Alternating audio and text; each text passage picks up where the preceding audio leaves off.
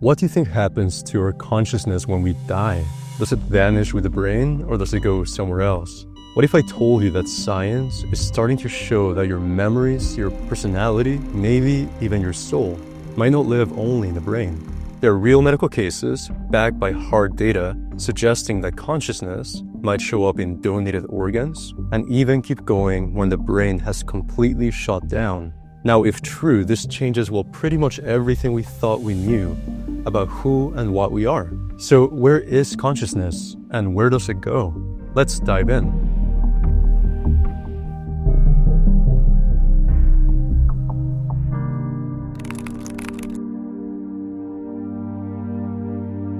Okay, first let me tell you a story. Jerry was only 16 months old when he tragically drowned. His heart was transplanted into Carter, a 7-month-old baby with heart disease. Years later, Jerry's mom met Carter, and she couldn't believe what she saw. She said, "Carter is 6, but he was talking Jerry's baby talk, playing with my nose, just like Jerry did." And Carter's mother was stunned too. She said, quote, "He's normally so shy, but he just walked right up to her, like he was running back to me when he was a baby."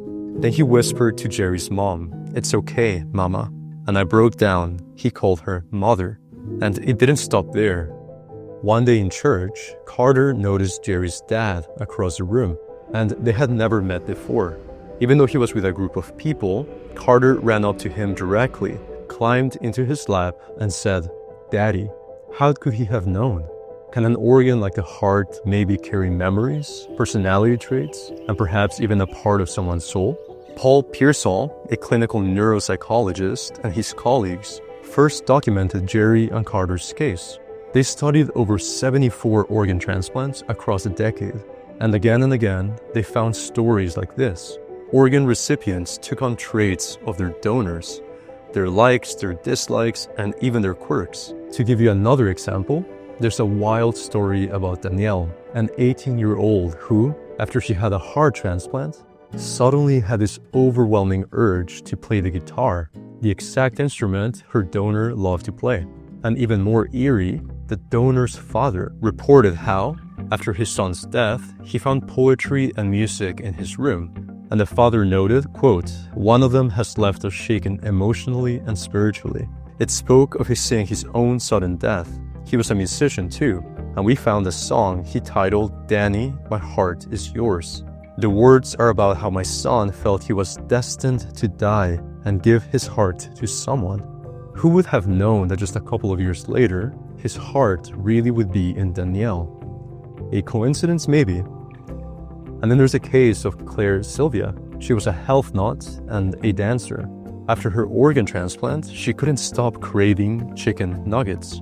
Later, she finds out that, that was her donor's favorite food. Now, one story might be a coincidence, but dozens, hundreds, when you start looking at the numbers, it starts to look like a pattern.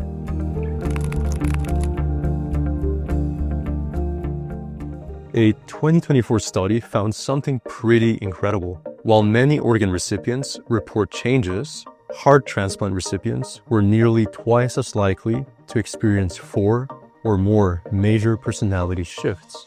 It really does seem like there's something special about the heart. These personality shifts include things like changes in watching sporting activities, changes in temperament, and like we saw, food preferences. That same study found that up to 89% of all organ recipients, including kidney, lung, or liver transplants, reported some kind of personality change after their surgery. Now, I should mention here that the authors didn't correlate these changes to their donor's traits, but the changes after the transplant were real nonetheless. Just think about that for a second. This isn't a rare or bizarre side effect. It's a widespread documented phenomenon. The overwhelming majority of people who have organ transplants experience personality changes. But why and how?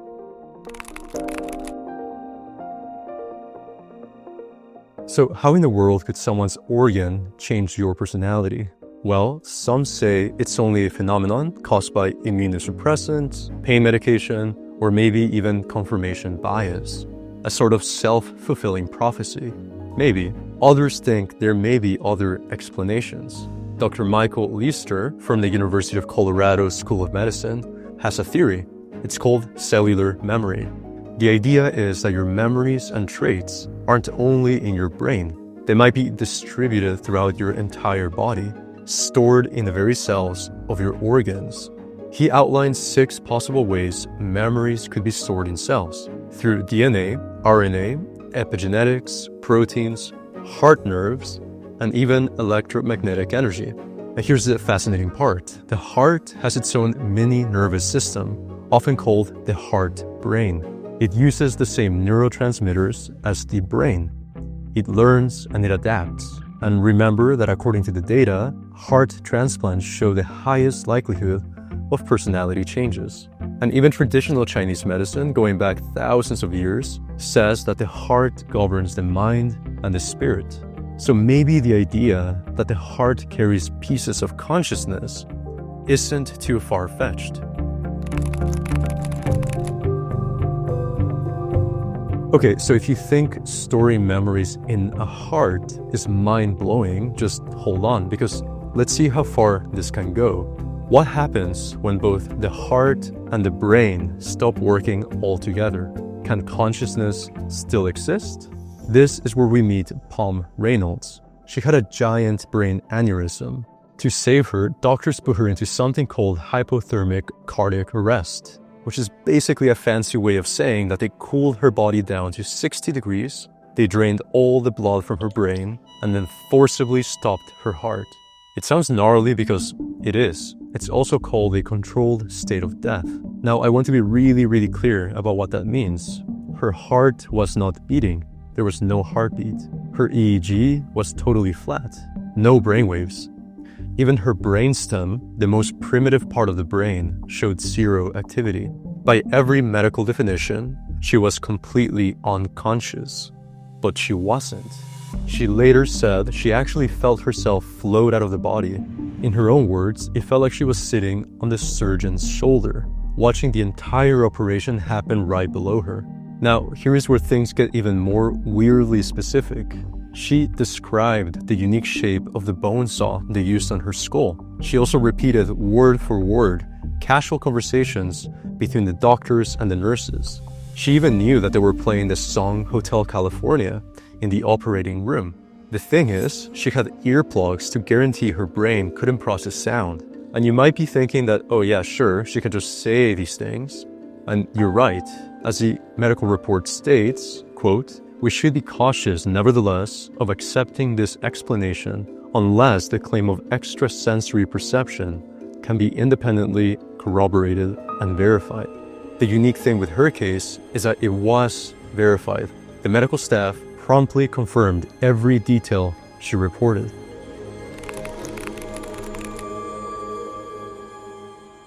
Now, Pam's story is literally the golden standard for sure, but is it just a 1 in a million fluke? Not even close. There's another story reported in The Lancet, one of the world's top clinical journals. The report recounts how a man in the Netherlands had a cardiac arrest. During resuscitation, a nurse removed his dentures and placed them in a cart drawer. A week later, when he regained consciousness, he pointed to that nurse and said, "Oh, that nurse knows where my dentures are." Then he said that the dentures were put into a sliding drawer underneath the cart. And he was right. These so-called near-death experiences, or NDEs, have been systematically studied by researchers, and the accuracy of what people report is just fascinating. Just look at this data from Dr. Janice Holden. She interviewed 93 people who had these experiences, and then had their out-of-body observations checked by the actual hospital staff who were there. Over 92% of what they saw and heard was completely accurate. Another survey with more than 600 cases found that when patients described things they could verify, they were correct almost 98% of the time. Now, that's a level of consistency that science cannot ignore. We're not talking about fuzzy memories or vague statements like "I saw a light." We're talking about real-world, verifiable observations being made by a consciousness that, according to everything we think we know, shouldn't even exist at that moment.